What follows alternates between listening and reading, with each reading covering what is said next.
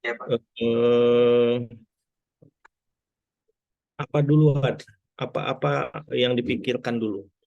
Yang dipikirkan duluan apa? Silahkan dicek, dicat dulu. Silahkan tuliskan di chat. Apa yang harus menjadi kalian apa namanya pikirkan, pertimbangkan atau apa namanya diskusikan dulu bersama teman-teman.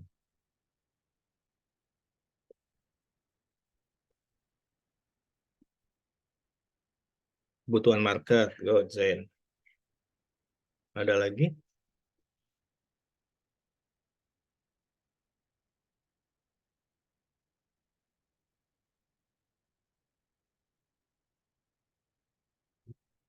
Ada lagi? Yang kira-kira tim Anda bikin startup nih, gitu kan, mau bisnis. Terus pasti ada diskusi awal dong, ya. Bisnis yuk kan gitu ya. Nah, apa yang harus didiskusikan duluan? Ya, ada yang beda nggak sama? Oke, manajemen SDM, ya, kesepakatan kontrak. Ada lagi? Bagi hasil, good, pasti ya. Ada lagi? Yang lain?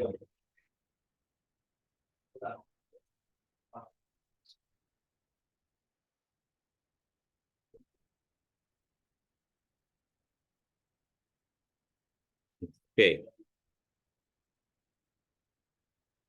setidaknya dua. Ini ada satu lagi siapa? Visi misi, yes, Agis, mungkin ya. Baik. Nah, masalah ini Ahmad, masalah identifikasi masalah, ya. Hampir sama lah sama Zain, ya. Yang dibutuhkan oleh pasar itu apa? Atau ini sama nih, identifikasi masalah. Masalah yang mau disolusikan itu apa? Ya, jangan sekali-kali berbisnis dengan yang saya punya apa. Bisa aja sih kalau emang ada rezekinya ya. Rezeki nggak ada yang tahu ya. Saya bisanya bikin, saya bisanya apa? Ternak domba. Saya kan mau ternak domba ya. Saya bikin peternakan. Saya bisanya ternak domba. Nah, eh, langsung aja jualan domba gitu ya. Eh, ya itu kurang bagus gitu, nggak bagus gitu. Jadi yang perlu jadi pikiran utama adalah permasalahan yang muncul di lapangan yang mau kita solusikan apa, gitu ya. Bahasa lainnya adalah kebutuhan pasar kan gitu ya. Dibutuhkan pasar kan berarti kan ada masalah yang belum tersolusi, ya kan? Nah, ada masalah yang belum disolusikan. Kalau masalah sudah tersolusi, misalkan ada domba di luar kan banyak gitu kan. Ya udah nggak usah kita mensolusikan domba di luar kan banyak kok. Tapi ketika domba itu orang banyak susah carinya, bingung, apalagi susah carinya, bingung, terus harus berkunjung ke kandangnya bau jauh ya. Nah ini anu gitu ya, apa namanya, bisa jadi peluang nih gitu. Makanya eh, eh, orang yang desainer solusi itu senang cari masalah ya. Nah, karena dia itu berarti peluang gitu ya. Begitu. Jadi design thinking ini adalah dia eh, apa antitesis dari konsep yang sebelahnya ini waterfall ya. Dari ini aja laser pointer. Nah, dari teknik waterfall, dianalisis, requirement, spesifikasi, baru desain, develop, testing, integrasi. Ini anak-anak engineering, anak-anak informatika, elektro, mesti pikirannya begini, ya kan? Yang mau dibikin tuh apa, baru didesain, dirancang, baru di-develop, testing, implementasi. Kan gitu kan? Nah, teman-teman dari engineering kan gini pemikirannya. Ini namanya teknik waterfall. Apa maksud teknik waterfall? Kalau nanti udah dibikin jangan berubah-berubah lagi dong speknya. Benar nggak? Pasti ngambek gitu. Ya kan? Orang lagi di program, kalau lagi bikin programming, diubah lagi. requirement-nya berubah. Nah, jadi waterfall itu dia selalu turun ke bawah. Gitu, waterfall ini. Ya, apalagi sudah diimplementasi, oh ternyata salah. Ternyata kita salah, yang dibutuhkan ini atau rancangannya salah, nggak enakan. Dia bisa ngambek gitu. Ya. Kalau pemikirannya adalah engineering seperti ini, gitu ya. Tapi kalau pemikirannya adalah solusi, maka dia pola pikirnya design thinking, maka dia bisa loncat-loncat. Bukan bisa loncat, dia harus mau balik lagi. Gitu ya, empathize, define, ideasi, prototype, test.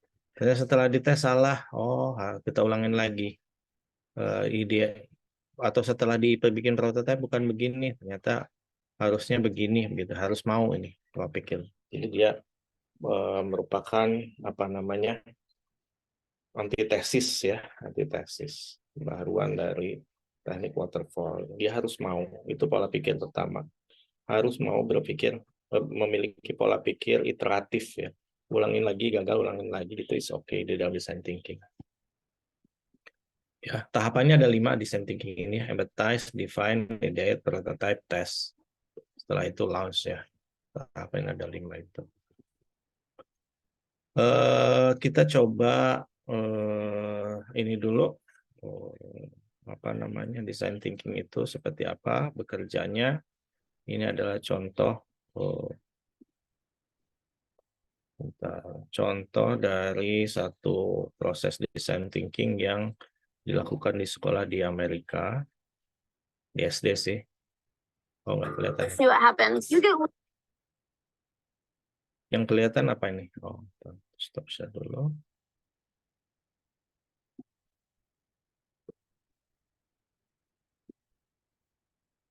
Kelihatan ya? Oh, look at the water. Because they've been exposed to design thinking at such an early age, that creativity has just blossomed. They can really think outside the box, and they really feel that there is not a problem out there that they cannot devise a solution for. Do you want to drink that? No. See what you can do to redesign it.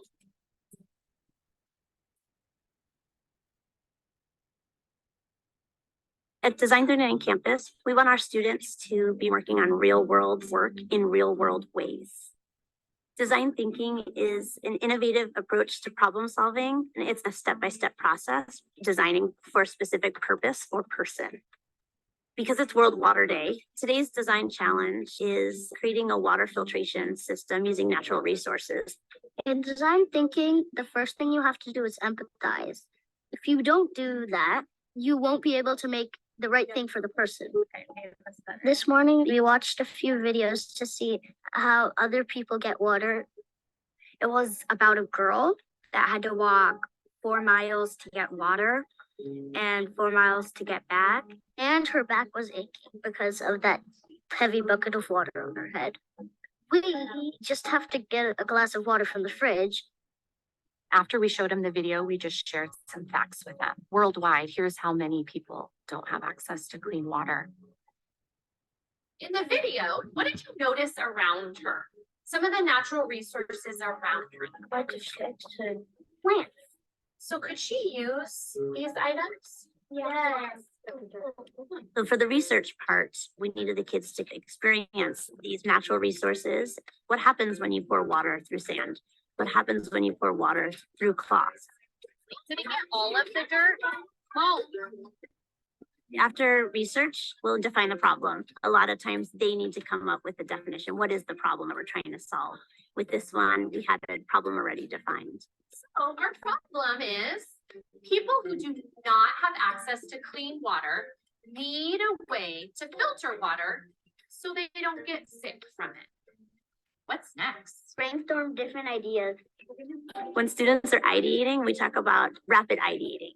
We don't want them to waste too much time kind of working through one idea or adding a lot of details. It's just, what if I made it this way? What if I changed it that way? Oh, so you're saying to like layer some of those materials? Then they go ahead and prototype. This is not your final building. It's like your model. So when it comes to your real one, you know what you're going to build. Walking around to the tables, you hear students starting to combine different ideas. Drawing it first shows how you're gonna build it. Now we will connect the pipe right here. And then it has to turn and go forward. So now they have their paper model, it's labeled, so they can go and get the supplies needed and start building it. We need a clock. The prototyping when they're building it can be sometimes the quickest part. They have it all planned out. They know what they're building. After students prototype, they're excited to jump in and see, how did my prototype work? What number would you say this is for turbidity? We brought out a turbidity scale, which they would be looking for the clarity of the water, and then a ppm device, which would measure the purity of it. So even though water might be clear, it still might not be safe to drink.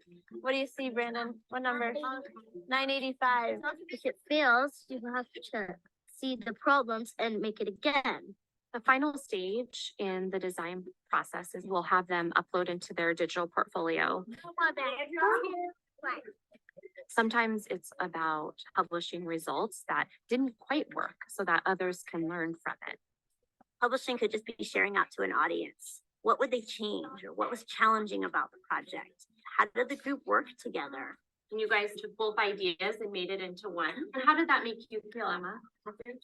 Starting design thinking at a really early age, they'll take more risks. They start learning goal setting, problem solving, perseverance. First attempts don't always work out. It's okay to fail and try again, because then you actually are learning something like, oh, this didn't work. Let's try this. 7:35.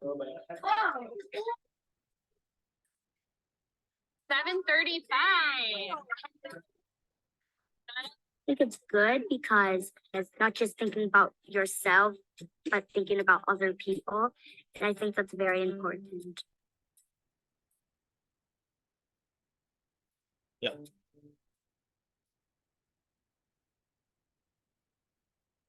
Ya.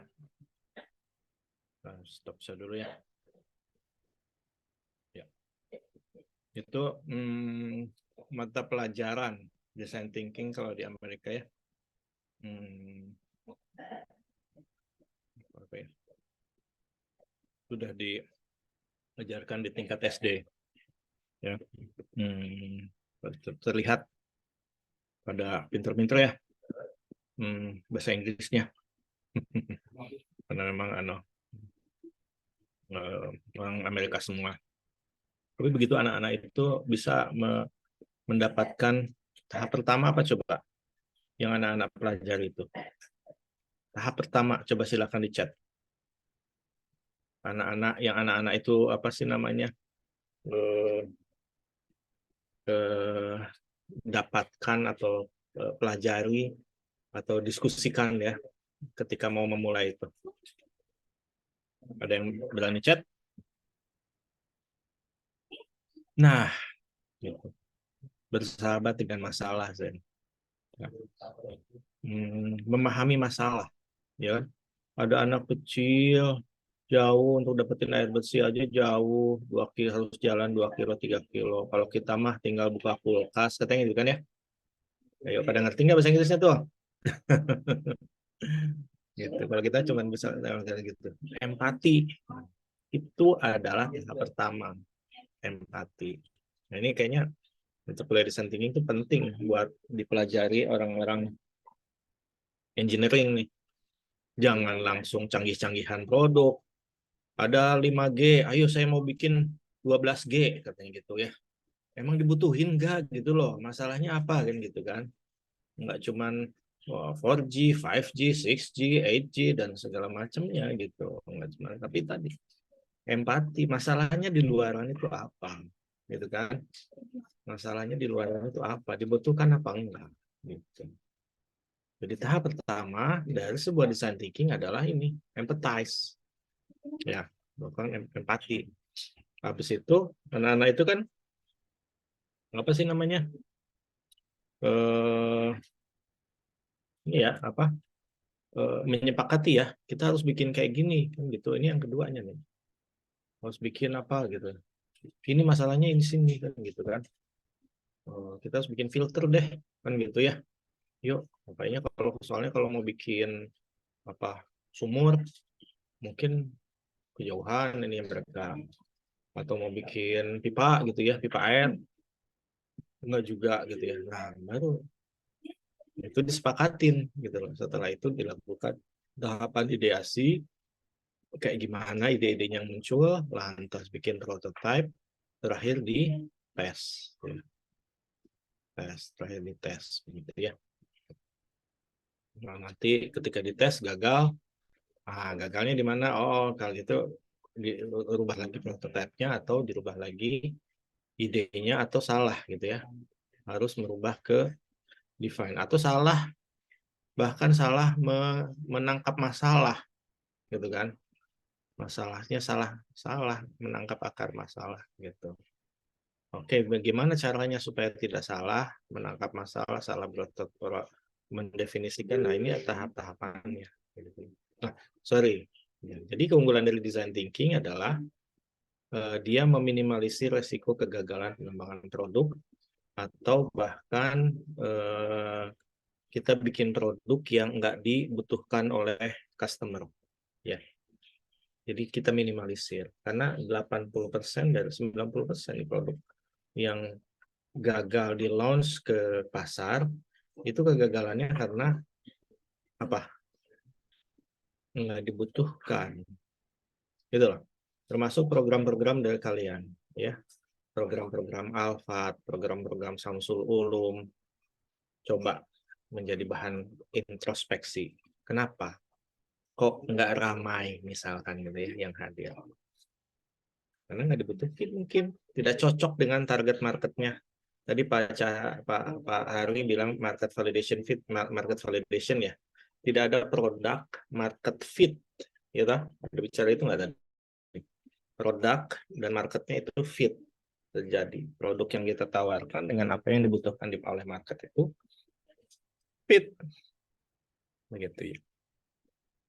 Jadi design thinking itu dia meminimalisir proses itu, meminimalisir ya pengembangan produk yang tidak dibutuhkan ya, hanya canggih-canggihan saja, hanya asik ya kalau bikin ini, asik ya kalau bikin itu, nah gitu kan, atau unik, belum ada yang pernah bikin program ini, gitu kan, hanya unik saja, beda dari yang lain begitu.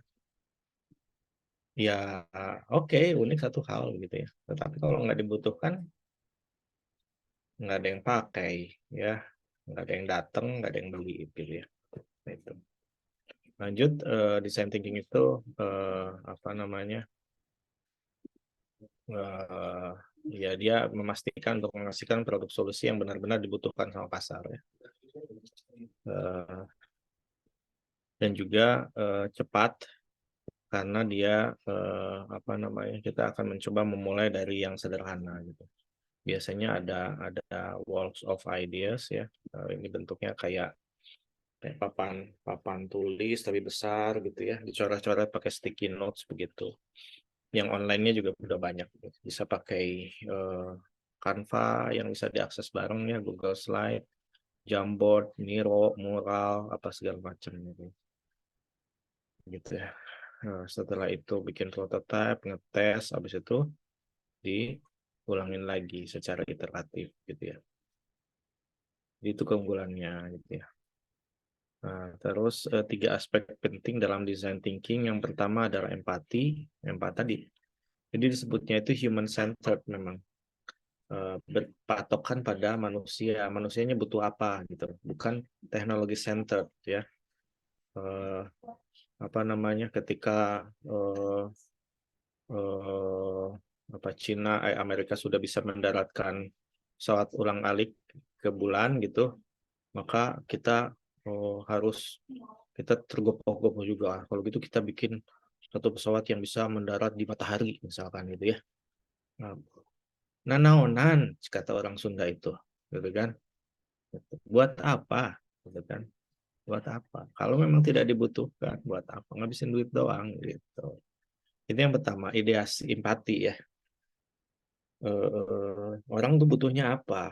Apa yang mau kita solusi gitu ya. Ini bagian dari apa nama, khairun nas anfa'uhum linnas ya. Sebaik-baik manusia itu yang bisa ngasih manfaat buat orang lain ya ini gitu. Ilmunya ini. Yang kedua, ideasi ya, sebanyak mungkin ide itu dikeluarkan begitu sebanyak mungkin ya, banyak. Jadi pada tahapan ideasi biasanya kuantitas lebih diutamakan daripada kualitas ide, ya. Yang penting aja. Yang ketiga, eksperimentasi, tidak takut salah, ya, tidak takut salah. Jangan ngambek kalau disuruh ngulang lagi, gitu kan. Ini 5 tahapannya, 5 tahapan dari design thinking: empathize, define, ideate, prototype, sama test. Yang pertama, kan tadi design thinking adalah serangkaian mindset, tool, sama proses, ya, tahapan. Nah, ini tahapannya, ini prosesnya, gitu ya. Kita bahas satu-satu. Empathize, empati, ya. Empati itu apa sih? Nah, kalau orang anak-anak pasti sudah pada paham empati itu apa. Kan merasakan apa yang dirasakan orang lain, kan gitu kan?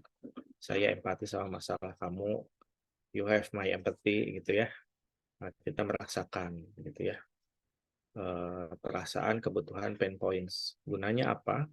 Gunanya untuk menangkap masalah ya, yang benar, dengan benar, gitu kan.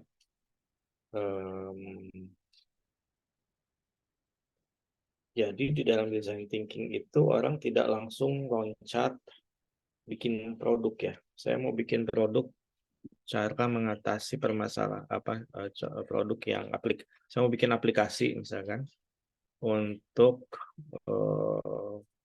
mempermudah aplikasi rute angkot misalkan gitu. Nggak langsung ke situ gitu. Tapi ini lagi harus diteliti dulu. Itu para pengguna angkot masalahnya apa, gitu kan? Masalahnya apa? Interview, caranya bagaimana? Caranya melalui interview, observasi, atau terjun langsung, ya, terjun langsung menjadi apa sih namanya? Menjadi supir angkot, menjadi penumpang angkot, begitu ya. Nah, terjun langsung. Tools-toolsnya ini ada Poems, ada Empathy Map, ada Customer Journey Map, CJM, ada User Persona. Ya. Saya bahas satu aja. Ini adalah Empathy Canvas ya, Empathy Map. Ini yang paling yang paling populer lah ya, populer. Jadi kita memahami dalam permasalahan itu si target user itu kita interview atau kita apa sih namanya tadi terjun langsung ya. Bagaimana perasaannya, apa yang kesulitannya, apa yang diinginkan gitu kan, apa yang mereka lihat, apa yang mereka harus lakukan selama ini gitu ya, dan segala macam ini kita dapatkan dari baik interview maupun terjun langsung ya, terutama sih interview ya. Observasi sedikit bolehlah, tapi tetap harus melalui interview. Nah, itu dituangkan dalam kanvas ini. Ini yang disebut dengan empati kanvas, begitu ya. Ini toolsnya. Ada banyak ya tools itu, puluhan, ratusan. Setelah kita di tahapan empati ini, maka kita berlanjut ke tahapan kedua, yaitu define. Kita mendefinisikan ya. Problem apa sih sebenarnya? Problemnya apa? Gitu ya. Ada beberapa terminologi yang lain, biasa bisa disebut juga dengan problem statement atau how might we statement ya, atau disebut dengan HMW statement ya, HMW statement gitu, atau user need statement. Ini adalah sebuah kesepakatan ya. Kesepakatan di dalam kelompok kalian, kira-kira itu masalahnya apa yang mau kita solusikan, gitu ya. Biasanya ini caranya yang brainstorming. Ini alat-alatnya: cause and effect diagram, 5 whys, mind map, network diagram, need and insight table ya. apa yang disebut dengan cause and effect diagram atau diagram tulang ikan ya. Itu kalau di teknik industri juga belajar diagram tulang ikan untuk mencari akar masalah. Five whys juga apa? Five whys juga dia mencari akar masalah. Five whys itu ini simply sebenarnya tekniknya adalah kita bertanya why 5 kali sampai dapat akar masalahnya itu apa begitu. Ini ada orang apa namanya tabrakan di jalan bebas. Kenapa? Ada orang kecelakaan. Kenapa? Ditabrak mobil. Kenapa mobil itu bisa nabrak? Nggak kelihatan, supirnya nggak kelihatan, nggak ngelihat. Oh, kenapa? Soalnya supirnya sampai nggak ngelihat. Gelap. Oh, kenapa gelap?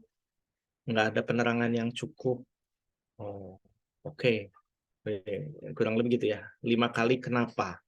5 kali nanya kenapa. Oh, nggak ada penerangan cukup. Kenapa nggak ada penerangan cukup? Ya nggak dipasang aja, belum dipasang. Ya udah pasang kan gitu. Atau dulu sudah pernah mau masang, tetapi ditolak sama dinas perhubungan. Kenapa? Gitu ditolak. Oh, anggarannya nggak ada. Oh, oke. Kenapa anggarannya nggak ada? Nggak bisa diusahakan. Oh, dicoret. Kenapa dicoret terus? Kenapa gitu ya. Itu adalah five whys, teknik five whys untuk mendapatkan untuk mencari apa sih namanya akar masalah ya, akar masalah ya. Oke. Ini kita coba apa nih? Kalau ini kita ini kan, oh ini ya cause and effect diagram atau diagram tulang ikan ya. Ini akar-akar masalahnya ketahuan gitu, penyebab-penyebabnya. Lantas kita mau, tidak semua masalah perlu kita solusikan gitu, tapi ambil yang mana kira-kira kalian mampu atau tertarik untuk menekuninya gitu ya, tertarik untuk membuat solusinya gitu ya. Tertarik bisa, terus kira-kira ada uangnya ya, maksudnya ada secara ini bisnis juga kelihatan gitu ya, memungkinkan untuk dibikin gitu ya. Walaupun misalkan uangnya itu dapatnya dari sumbangan ya, dari CSR, dari sumbangan, dari sponsor. Nah, tapi kan gimana juga bikin solusi kan butuh uang sebagai salah satu sumber daya gitu ya. Nah, itu juga. Jadi ini cause and effect diagram atau biasa juga disebut dengan diagram tulang ikan atau disebut juga diagram Ishikawa gitu. Ini caranya salah satu bentuk cara kita menganalisis satu masalah. Si masalah ini dipecah-pecah gitu ya. Pecah-pecah di dalam beberapa aspek. Man, machine, material, metode, tidak perlu 4M ini, tapi bisa juga yang lain-lain gitu, dari aspek yang lain. Tapi tadi saya sudah kasih contoh dengan menggunakan five whys ya, five whys. Lanjut, tahap ketiga adalah ideate ya. Sasarannya ini adalah untuk mengenerate ide ya, mengenerate ide. Jadi biasanya sama lewat brainstorming ya, atau juga kita cek-cek yang lain lah, googling lah gitu ya. Nah, prinsip dalam tahapan ini adalah kita utamakan kuantitas ya, kualitas ide belakangan. Yang penting banyak dulu, gitu ya. Terus yang penting juga apa namanya, banyak, unik, berbeda gitu ya. Terus juga salah satu prinsipnya adalah kita nggak usah mikir-mikir, kita nggak usah kritik dulu. Di tahap ini jangan melakukan kritik ya terhadap ide-ide yang muncul. Biarin aja dulu semua ide itu gitu. Toolsnya Scamper, Idea Canvas, atau pakai Value Proposition Canvas begitu. Atau ya, brainstorming yang pakai sticky notes biasa juga bisa. Begitu mungkin ya. ini idea, ini salah satu bentuk idea kanvas ya. Ya ini menuangkan ide kita itu di dalam sebuah kanvas ya, kurang lebih begitu. Tapi intinya sih brainstorming, intinya mah brainstorming. Tadi lampu gelap di jalan itu apa? Idenya kalian apa gitu ya? Oh, lampu PLN biasa, lampu yang dari bawah begitu, ada yang ditanam di aspal, ada juga yang pakai lampu solar panel atau apa gitu, pakai reflektor, pakai apa gitu ya, untuk mengurangi kecelakaan di jalan. Itu segala macam ide bisa kita keluarkan, habis itu pilih mana kira-kira yang memungkinkan gitu ya, kurang lebih. Terus dipaparkan dalam bentuk ide kanvas ini supaya orang memahami ya, hanya untuk supaya orang memahami saja ide kanvasnya. Selanjutnya adalah prototype ya. Setelah bikin ide kita bikin prototype ya. Bikin prototype. Jadi prototype itu adalah bentuk fisik ya, yang dimana ide itu kalian bisa coba tes atau kita bisa tanya, kalau saya bikin begini kira-kira solutif nggak? Kalau saya bikin begini kira-kira bisa dibikin nggak? Tanya ke engineer gitu ya. Kalau solutif berarti tanya ke target user gitu ya. Jadi prototype ini gunanya untuk mendapatkan feedback gitu ya. Untuk validasi tadi, market validation ya. Kalau market validation mah udah launch ke market kan, dibeli apa enggak gitu ya. Kalau ini mah belum dibikin. Nah, ini untuk meminimalisi kegagalan dalam proses development. Makanya biasanya dalam prototyping itu kita bikin dari yang paling sederhana, yaitu sketsa. Ya. Disebut juga dengan paper prototyping gitu ya. Kita bikin sketsa, habis itu kita bikin 3 dimensinya, misalkan pakai Lego gitu ya, kalau bentuknya barang ya, atau pakai maket, atau pakai tanah liat, atau pakai 3D printing gitu. Habis itu baru dibikin apa gambarnya di mana, di Figma, di Adobe, di Proto.io dan lain-lain gitu ya. Atau dijahit-jahit begitu kalau bentuknya kain ya. Atau ditempel, gunting tempel begitu bisa juga. Itu namanya prototype. Yang penting adalah si prototype itu bisa ditunjukkan kepada target user untuk dapat masukan, kurangnya di mana gitu ya. Makanya perlu dapat target user yang agak cerewet. Kalau dapatnya udah bagus gitu, dikasih masuk, dikasihin prototype, terus dia udah bagus kita lanjut ya, taunya nggak laku, berarti ada yang salah, nggak dapat masukan gitu ya, nggak ada revisi. Nah ini contohnya gitu ya, contohnya ada yang seperti ini, ada yang seperti ini begitu. Yang dari prototype ya. Ya terakhir adalah tes ya. Tes itu sebelum launch tadi. Jadi tanyakan prototype itu ke target user, terus perbaiki sesuai masukan. Harus diulang beberapa kali. Pastikan dapat masukan gitu ya. Makanya kalau di ini ada versi beta gitu ya. Versi 0, versi 1, versi 2 dan lain-lain.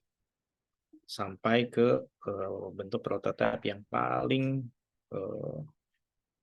final gitu kali ya, paling final yang hampir sama dengan aslinya. Begitu mungkin sekilas ya, sekilas pelajaran 1 semester kita rangkum di dalam setengah jam, dalam 1 jam ya, dalam 40 menit ini begitu ya. Mangga, ada yang mau didiskusikan? Baik, terima kasih banyak Pak. Nah, silakan kepada teman-teman semua terkait design thinking ada 5 tahap tadi ya. Empati, define, ideate, prototype, dan test. Dipersilahkan. Ya. Oke.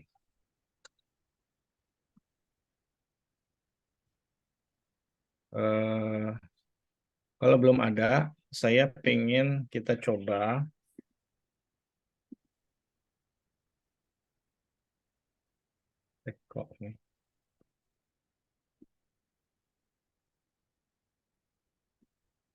kita coba bikin semacam tahap pertama lah sebelum memulai, yaitu berempati gitu ya. Nah, saya tuh bikin satu link di Jamboard, silahkan diklik. Sudah pada masuk belum? Jamboard. Oke. Udah ada. Itu ada judulnya. Silahkan. Kalau punya ide, pakai ini ya. Pakai sticky notes. Problem masyarakat petani pedesaan itu sekarang apa? Tuliskan. Punten Pak, aksesnya masih melihat Oh, Pak. oh gitu ya. Iya Pak. Aksesnya masih ngelihat. Apa ya? Oh, alah, viewer. Editor. Iya Pak. Dan, oke. Nah, ini ada kita salah satu bentuknya. Kita coba ya, coba. Ini saya dekat sama pedesaan karena saya biasa balik ke kebun ya. Walaupun sebenarnya bukan kebun, ya kandang gitu ya. Nah, bentuknya adalah seperti ini. Coba bisa kita lihat di sebelah kiri. Ini ada sticky notes ya. Nah, coba kita ecek. Kalian paham tentang problem masyarakat pedesaan ya? Oke, good. Apa lagi?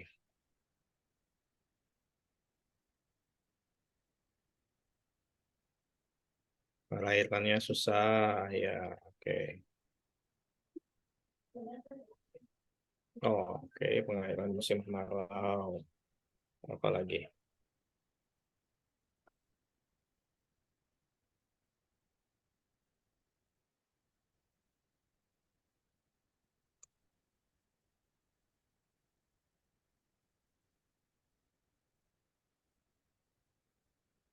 Harga pupuk tinggi, yes, benar sekali. Harga pupuk rendah dengan kartu Indonesia atau kartu petani itu hanya kartu Indonesia petani itu hanya berlaku di masa awal-awal doang, awal-awal pemerintahan doang. Sini ke sini, nah, ini bentuknya kartu tuh bisa digesek ketika beli pupuk, bisa digesek ke toko pupuk. Sekarang udah nggak bisa digesek, udah tahun ke-3 pemerintah nggak bisa digesek lagi. Jadi petani itu harus beli dengan eh, harga normal, bukan harga subsidi. Gitu ya. Permainan harga distributor, kejem distributor teh, kejem. Nggak tahu ya kenapa ya, orang juga padahal ya. Nanam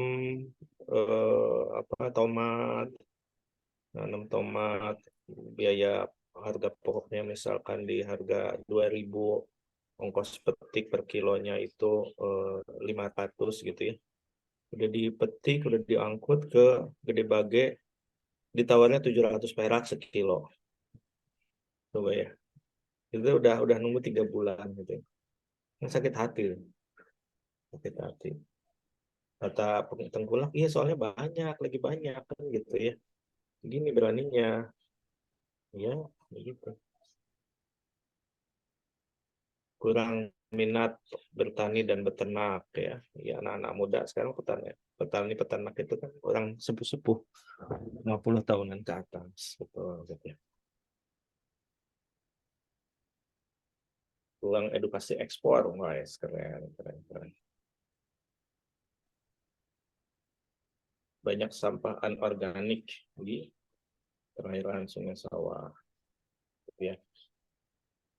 Oke, ini salah satu bentuk eh, apa namanya ideasi ya atau apa ya? Ya brainstorming lah ya, brainstorming.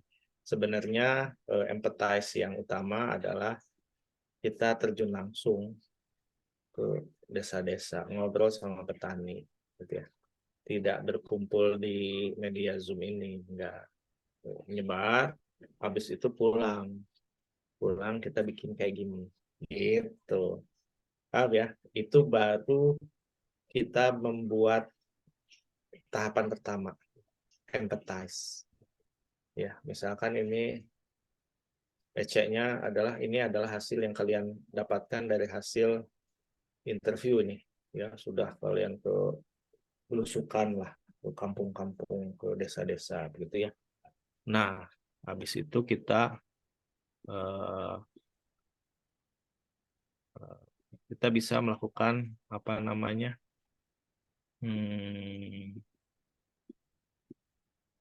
Oke.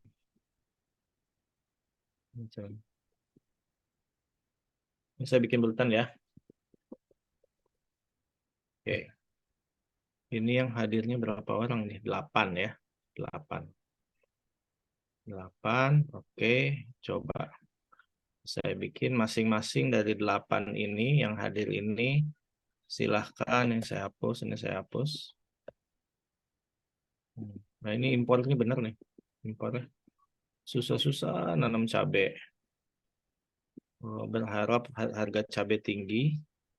Habis cabai mau panen tiba-tiba dan harganya memang tinggi saat itu. Tiba-tiba pemerintah impor. Gondok kan gitu kan. Kita nanam udah mau lebaran nih. Bentar lagi lebaran, 3 bulan lagi lebaran saya mau nanam cabai merah. Kan harga lebaran biasanya dapatlah 150.000 sekilo. Deket-deket lebaran pemerintah impor. Jejret 30.000 lagi gitu ya. Dan nutup tipis. Ya begitulah. Anu ya, ironi ya di pertanian. Nah, dari sini kalian bisa misalkan ini di divine kali ya. Coba masing-masing itu maksimum 3 voting. Caranya votingnya adalah ambil sticky notes-nya, tempelkan di ide mana yang kira-kira kalian tertarik untuk memberikan apa namanya, mensolusikannya. Ya, nah, jadi ini ke sini tarik. Nah, misalkan begitu ya. Nah, coba saya bikin agak banyak. Masing-masing 3 hak suara.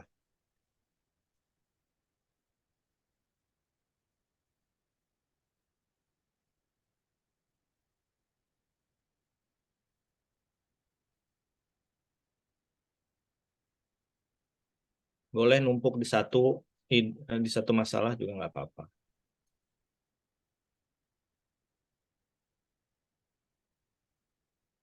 Yang kira-kira tertarik untuk kasih solusi.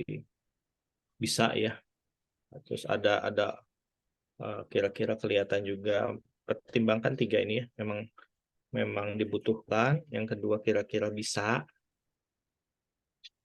ya. Bisa mensolusikannya, setidaknya punya teman yang bisa gitu kan. Yang keempat itu kayaknya prospek secara finansial, ada uangnya gitu ya. Maksudnya kita bisa dapetin uang dari situ.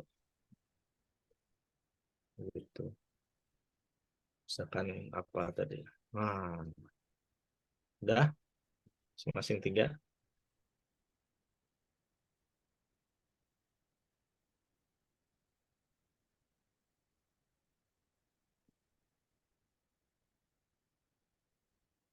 Masih impor ya. Wah, banyaknya impor ya. Jadi gimana dong? Kita bisa nggak inikan pemerintah supaya jangan impor? Demo, Pak. Demo, oke berarti bisa ya. Mumpung masih mahasiswa. Kalau udah pegawai, nggak bisa demo. Gitu, ya silahkan gitu kan. Dulu siapa yang janji stop impor tuh ketika awal-awal kampanye. Tapi udah nggak mungkin juga ya, harga beras nanti kalau nggak impor, kebutuhan lagi tinggi, gagal panen nggak impor, susah juga kan. Ya, ibu-ibu yang teriakan harga beras 20.000 sekilo misalkan, itu pasti pemerintah nah gitu ya. Nanti dilakukan habis itu diideasi, kita harus ngapain, itu ideasi, tahapan ideasi ya. Nanti silahkan gitu. Jadi ini mungkin ya teman-teman, 2 tahap pertama kita coba praktekkan ya. Cukup menarik ya design thinking ini. Mangga silahkan dipraktekkan pada masalah-masalah sosial di sekitar Anda ya. mudah-mudahan bisa jadi bisnis gitu kan. Setidaknya bisnis itu apa namanya, salah satu eh, jangan beranggap bahwa saat kalau ada masalah di bisnis ini itu ada sesuatu yang buruk gitu. Enggak gitu. Uang kita mendapatkan bisa mengenerate satu solusi yang menguntungkan, itu berarti kita akan mampu, solusi itu akan apa sih namanya, akan bisa sustain gitu loh, bisa terus-terusan gitu kan. Karena kalau merugikan, maksudnya secara tekor terus gitu, nggak akan sustain gitu. Kalau tekor mah, kalau solusi kita itu bikin tekor ya, bikin tekor kita gitu ya, itu nggak akan sustain. Demo misalkan, bikin tekor melulu gitu, nggak akan sustain gitu. Paling gantian aja demonya gitu kan. Demo supaya jangan impor, nggak akan sustain gitu. Kecuali kalau kita bisa bikin bisnis di seputar demo itu, misalkan biro jasa demo gitu kan, paket beserta spanduknya, beserta ban yang akan dibakar dan beberapa mahasiswa yang dipukulin misalkan gitu kan. Nah, biar rame bikin paket tuh gitu. Nah, itu sustain gitu ya. Tapi kalau nggak ada apa namanya, kalau ya mau nggak mau begitu. Kalau mau sustain itu Allah saja mengiming-imingi sebuah amal itu dengan pahala ya gitu ya, dengan keuntungan-keuntungan gitu. Begitu teman-teman sekalian ya, eh, yang bisa saya share di dalam sesi design thinking ini. Mangga saya kembalikan lagi kepada MC. Baik, terima kasih banyak Pak atas penjelasan dan juga contohnya untuk tahap pertama dan tahap kedua ya. Ada empati dan define, mencari masalah, kemudian brainstorming untuk mencari akar masalahnya tadi. Oke, baik. Kepada teman-teman, mungkin satu pertanyaan, silahkan ada yang ingin. Nah, tadi satu kalimat yang saya ambil poinnya pada Pak. Solusi dalam bentuk bisnis itu faktor sustain penyelesaian masalah. Nah, itu baru ngeh Pak. Siap, siap, siap. Oke, silakan. Ada teman-teman? Saya ingat jadi di Sulbi 1 tuh kayaknya ada LDJ Pak ya. Lightning LDC. Decision Jam. Iya, iya, iya. Siap. Mungkin nanti teman-teman kami undang lagi mungkin Pak gitu kalau misalkan Yang lain yang muda-muda lah. Siap. Nah itu Pak, merekomendasikannya Banyak ke kok yang suka bisa LDJ. Nah. siap Pak. Baik, insya Allah udah pukul 11.21 juga. Silakan teman-teman ada yang ingin bertanya.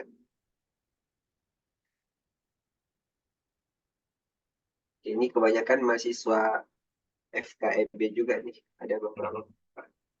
Iya, Cuman iya. rata-rata tingkat 1.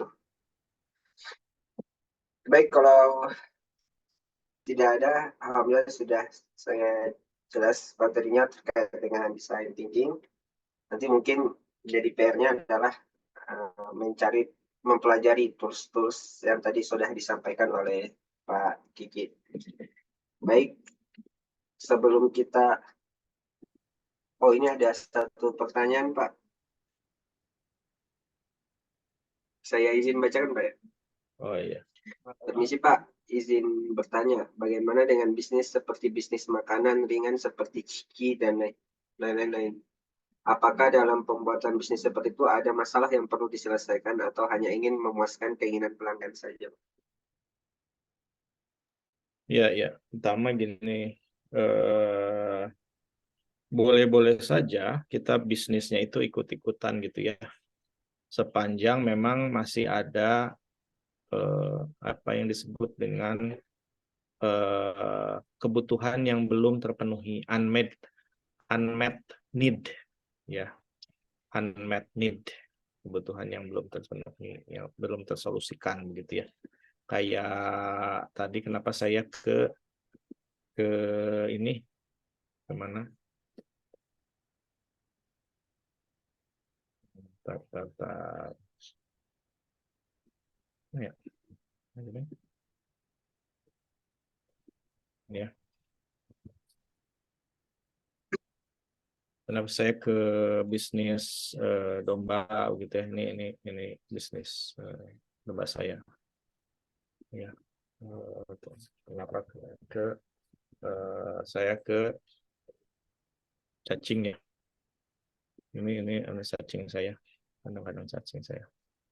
Ini tangan saya nih. Karena saya ikut-ikutan gitu. Ini bisnis ini ada ikut-ikutan. Kenapa ikut ke situ? Karena ada unmet need ya. Ada kebutuhan, ada. Sok ambil aja.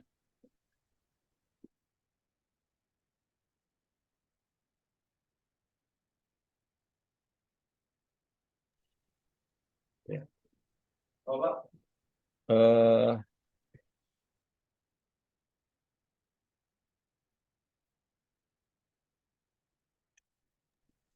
maaf ya. Nah, kenapa saya bikin beginian gitu? Karena ada peluang, memang masih ada peluang di situ. Pastikan saja masih ada peluang gitu ya. Masih ada apa namanya? Setelah saya riset, memang ketika di, di apa namanya di musim kurban gitu banyak orang apa butuh domba gitu ya. Kalau saja suplai dalam negeri itu tidak memungkinkan, saya khawatir nanti impor lagi gitu kan. Sudah kita pastikan apa namanya domba itu ada. Sapi sudah banyak impor kan ya. Sapi sudah impor gitu kan. Daging sapi. Nah itu satu. Cacing juga begitu. Cacing juga nggak banyak orang yang cacing ya. Tadi balik lagi ke Ciki, ya silahkan kalau memang itu dirasa masih ada kebutuhan gitu ya. Tapi kalau misalkan udah banyak yang main gitu ya, hanya berpatokan pada uh, uh, apa namanya, pasti rezeki mah ada gitu ya. Rezeki sudah ada yang ngatur, udah pasti dapat. Itu berat deh gitu kan, berat deh gitu ya. Karena kita bicara inovasi ya. Sekitar bidang saya kan inovasi. Pastikan ketika Anda berinovasi atau mengembangkan satu produk itu ada 3 hal yang dipertimbangkan. Pertama itu apakah memang dibutuhkan, desirability. Nih, apakah itu dibutuhkan, gitu ya. Yang kedua, visibility, apakah memang bisa dibikin, ya kalian atau maksudnya bisa dibikin tuh kalian punya kemampuan nggak buat bikin, atau setidaknya punya apa, punya teman kongsi yang bisa diajak kongsi untuk bisa bikin. Yang terakhir adalah viability tiga nih. Tadi kan saya bicara ini ya, tiga-tiganya.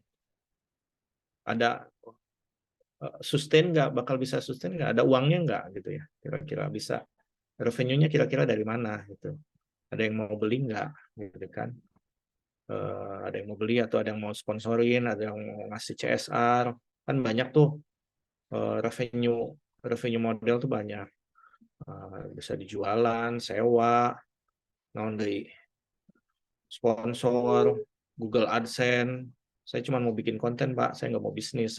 Saya mau bikin konten tentang anak muda berbisnis, gitu kan. Jadi konten kreator. Kan ada revenue modelnya kan. Google AdSense kan gitu. Terus endorser gitu kan. Saya mau bikin TikTok tentang anak muda berbisnis, petani gitu ya. Anak muda bertani gitu kan. Viability-nya kelihatan nggak nih, gitu kan. Gitu. Ini penting karena viability itu kan bisa menjamin sustainability, bisa sustain. Gitu mungkin ya? Enggak, atau nuhun. Baik Pak, atau non desain Pak. Tadi berarti salah satu cara mengatasi impor adalah kita berusaha untuk memperbanyak produsen berarti Pak ya. Iya, dengan skala yang masih ya, ekonomis. Siapa? Baik, alhamdulillah terima kasih banyak Pak. Diskusinya juga insya Allah sangat bermanfaat bagi kita semua, alhamdulillah. Sekarang sudah 11.28, jadi mungkin kita cukupkan dulu. Nanti mungkin kalau misalkan bisa tersampaikan, nanti bisa disampaikan lewat panitia dan kami coba hubungkan dengan Pak Diki. Ya. Baik.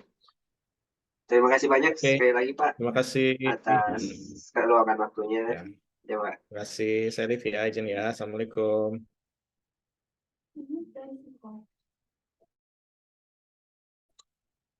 Baik. Baik, teman-teman sekalian.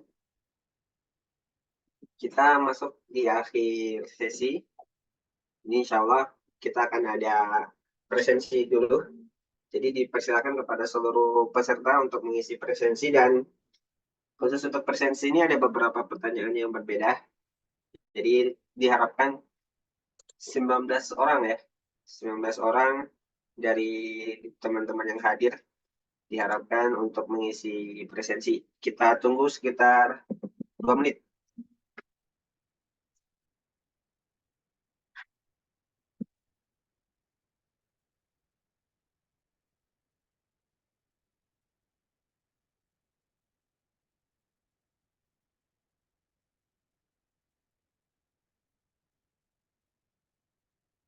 Oke, bentar.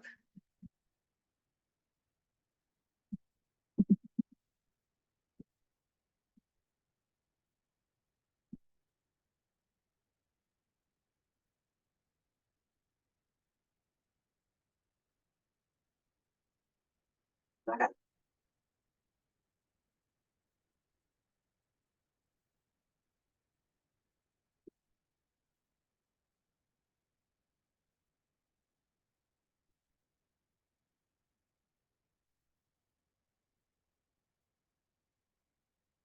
Oke. Bisnis cacing tadi dicontohkan Pak Kiki, lumayan itu ya, lumayan menarik. Kemudian bisnis domba, kemudian tadi pagi IT gitu ya, jasa IT, produk IT. Kemudian sebelum-sebelumnya kita juga sudah bertemu dengan beberapa jenis katalog bisnis ya. Pak Awan di awal waktu workshop, mungkin teman-teman ingat yang waktu ikut workshop. Kemudian ada Pak Hari Sandi dari Telkom, Socialpreneur, Ustadz Arif Budiono, produk-produk pakai ya. Kemudian Bang Faruk, project manager, dan Pak Ate, funding gitu ya, alumni, socialpreneur, Pak Gusti, desain gitu ya, desain services, Pak Ferdian, yang banyak produk-produknya juga ya, makanan, minuman. Ini semoga teman-teman bisa merasakan manfaatnya ya. Di presensi nanti ada bagian saran, feedback, dan lain-lain, silahkan diisi. Kemudian teman-teman sekalian, kami menyampaikan karena sudah memasuki babak akhir dari pertemuan kita, insya Allah kita akan mengadakan closing. Closingnya itu diadakan setelah libur, jadinya ya, libur di tanggal 25 Februari. Jadi closing kita diadakan pada tanggal 25 Februari 2024, dan di antara jeda antara closing sampai hari ini itu kita akan ada mentoring bisnis, dan juga insya Allah kita akan adakan kunjungan ya. Kita juga diajak bertamu oleh RLA Studio. Jadi silahkan nanti teman-teman yang waktu liburnya kosong, kita coba agendakan ke RLA Studio ya, main ke sana. Bagaimana mereka mengemas prinsip bisnis yang sudah disampaikan Pak Gusti di 2 pekan lalu. Untuk tanggalnya nanti kita bahas di grup. Sama gini teman-teman, kan kita ingin bangun Syamsul Ulum Business Community gitu ya. Jadi silahkan grup diramaikan aja ya. Nggak usah menunggu info-info Sulbi masalah forum, baru ada info di grup. Teman-teman mungkin yang punya produk atau yang punya ide atau mau diskusi, kita ramaikan grup Syamsul Business Community itu ya. Jadi harapannya komunitas ini kita bisa memperluas jejaring satu sama lain gitu ya. Jadi silakan dimanfaatkan grupnya. Kalau ada yang mau diskusi terkait bisnis atau masih ada yang bingung, bisa dimanfaatkan biar kita bisa saling sharing ya. Oke, kemudian kita masuk, cukup mungkin untuk presensi, kita masuk di doa dan penutup. Saya minta kesediaan peserta satu orang. Saya panggil Ahmad Raffi ya. Silakan Mas Ahmad Raffi, karena lagi nyalain kamera. Boleh dibantu untuk pimpin doa. Apakah bersedia? Boleh. Oke, terima kasih. Silakan. Sebelumnya kita angkat kedua tangan kita temukan kepala kita beristighfar sebanyak 3 kali. Astagfirullahaladzim, astagfirullahaladzim, astagfirullahaladzim. A'udzubillahi minasyaitonirrajim. Bismillahirrahmanirrahim. Alhamdulillahirabbil alamin, hamdan syakirin, hamdan na'imin, hamdan yuwafi'u ni'amahu wa yukafi'u mazidah. Ya Rabbana lakal hamdu wa lakal syukru kama yanbaghi li jalalika wajhika wa karimika wa 'azimi sultanik. Allahumma shalli ala sayyidina Muhammad wa ala ali sayyidina Muhammad kama shallaita ala Ibrahim wa ala ali sayyidina Muhammad wa ala ali sayyidina Muhammad kama barakta ala sayyidina Ibrahim wa ala ali sayyidina Ibrahim fil alamin innaka Hamidum Majid. Allahumma inna nas'aluka bi anna nashhadu annaka anta Allahu la ilaha illa anta al-ahadus samad alladhi lam yalid wa lam yulad wa lam yakul lahu kufuwan ahad. Allahumma ighfir lana dhunubana wa li walidayna kama rabbayana shighara. Allahumma aslih lana dinana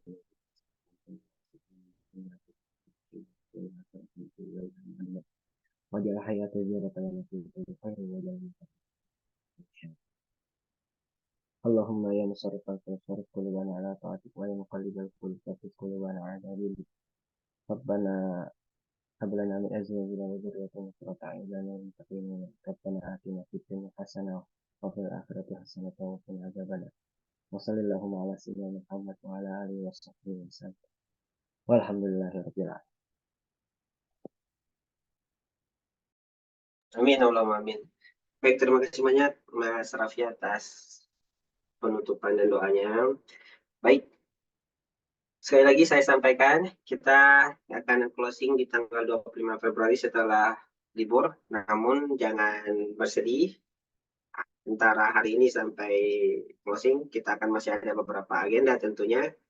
Jadi tetap stay tune, dan tadi tanggal 25 Februari kalau bisa dari sekarang diagendakan karena kita akan ada closing ya, dan kita usahakan bertemu secara langsung. Oke.